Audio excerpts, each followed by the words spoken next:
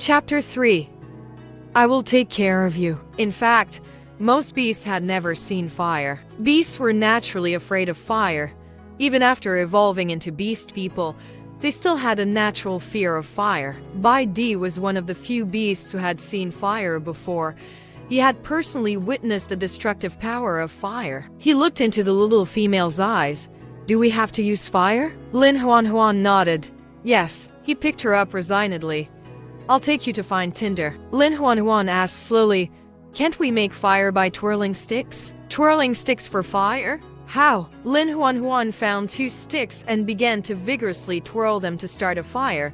However, after twirling the sticks for a long time until her palms were almost sore, she still could not get a single spark. She was annoyed. TV shows were indeed full of lies. In the end, Bai Di couldn't endure it anymore. He licked her palms as his heart ached. Stop it. I'll take you to find tinder. Lin Nuannuan blushed from his licking. She withdrew her hands in embarrassment and changed the topic. Aren't you going to the wolf tribe? He savored the taste of the little female and said, let's go to the wolf tribe first. I'll take you to find tinder after the witch doctor has treated you. Lin Nuannuan immediately said, I'm not sick. I don't need to see a witch doctor. If you're not sick, why did you suddenly faint before this? Lin Nuannuan could not answer. She couldn't possibly say that he was the one who made her faint. He hugged her. Don't be afraid. I'll just get the witch doctor to take a look at you. Sick or not, you're still my female. I'll take care of you forever. Lin Nuannuan froze. She lost both her parents when she was young and had been living in her uncle's house. Although her uncle's family did not abuse her, they did not show her much concern. When she was sick, there was no one to take care of her. All she could do was hide under the covers and cry secretly as she held the photos of her parents. The extreme lack of kinship made her both sensitive and lacking in confidence. She thought that she would never be loved by anyone and was only destined to die alone. His words were the warmest ones she had ever heard in her life. No one had ever held her and said they would take care of her forever. He was the first. Lin Nuannuan wanted to push him away, but in the end, she could not bear to part with this moment of warmth. Her arms quietly fell back down to her sides, and she allowed him to hug her. Bai Di ate all the wild boar meat, then turned into a big white tiger. He carried Lin Nuannuan, and they went on their journey. They encountered wild animals along the way, but Bai Di had eaten enough and wasn't interested in such prey. He intended to ignore the animals and continue on his way. Lin Nuannuan remembered the mission issued by the system. She hesitated, then finally chose to speak to Bai Di. I wish to have 2 more hides. Is that okay? Even though he didn't understand the little female's request, he agreed without hesitation. On their way, he hunted 5 animals in a row. He carefully peeled the fur off each animal and washed it before handing it to his little female. The sight of the little female holding the hides in delight made him happy. Is this enough? He asked gently. If not, I'll go and kill some more animals for you. Lin Nuannuan quickly shook her head. No need. These are enough. She saw the blood on his face and body, as well as the scratch of a wild animal on his arm.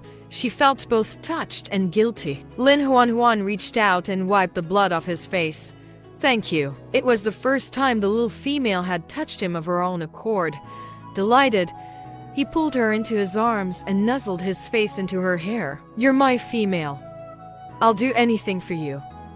You never have to thank me. The big tiger seemed to enjoy hugging her. At first, Lin Nuannuan was a little embarrassed, but as time passed, she got used to it. She pushed his chest. Go wash yourself. Killing 5 animals in a row had made Bai Di reek of blood, but there was no water source in the area, and Bai Di could only find a few leaves to clean himself with. At this moment, Lin Nuannuan was talking to the system in her mind. System number 438.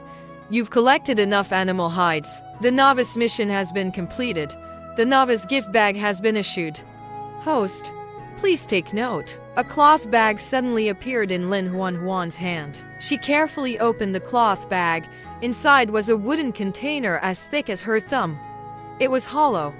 She opened the lid and found that there was kindling inside. Seeing that she could make fire with this kindling, Lin Nuannuan was very happy. In addition to the kindling, there was also a sheepskin illustrated book in the cloth bag. A few words were written on the cover: Ancient Flora and Fauna Illustrations, First Edition. Lin Nuannuan opened it and took a cursory look. She realized that it recorded the characteristics and functions of many animals and plants. This is a good gain. With it, Lin Nuannuan would be able to distinguish which plants could be used as medicine and which plants could be eaten. This would be very helpful to her. Lin Nuannuan carefully put away the book and the kindling. By the time Bai Di had cleaned the blood from his body and returned to his little female, he saw that she had a small cloth bag on her back. The little female seemed afraid that he would ask about the origins of the small cloth bag, as her gaze was avoiding his. He couldn't help but smile. His little female had a secret, but it didn't matter. When they spent more time together in the future, he would slowly unravel all her secrets. Bai Di turned into a tiger again and carried his little female away. The wolf tribe was the largest pack of beasts in the area. Not only were there many of them, but they were also very good at hunting together.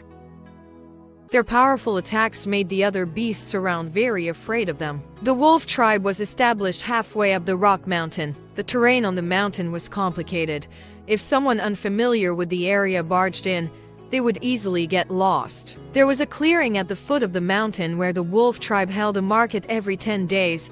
The surrounding beasts would come with their own goods and exchange them for what they needed. It just so happened that there was a market today, and there were many beasts gathered at the foot of the mountain. Everyone was choosing their goods, and the scene was very lively. Bai Di shifted back into human form, and he helped Lin Nuannuan to adjust the animal hide around her body. Her entire body was tightly wrapped in animal hide, and only half of her face was exposed. "Stay close to me later," he warned. "Don't run around. There are many bad beasts in the market. If they find out you're a female, they'll snatch you away and sell you." Lin Nuannuan blinked slowly. "Sounds like they're traffickers." "Traffickers?" Lin Nuannuan explained slowly. "The bad guys who abduct women. I mean, females and children. Yes, those bad guys are traffickers. You have to be careful. Never leave my side."